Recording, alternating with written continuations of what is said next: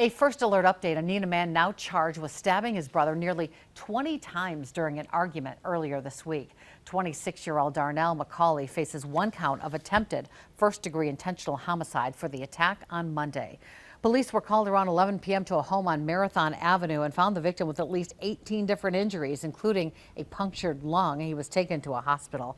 Court documents indicate that McCauley had been threatening the victim and another woman at the home, and drinking was involved. He initially tried to claim self-defense, but also told authorities he felt he was being used by his brother and that woman.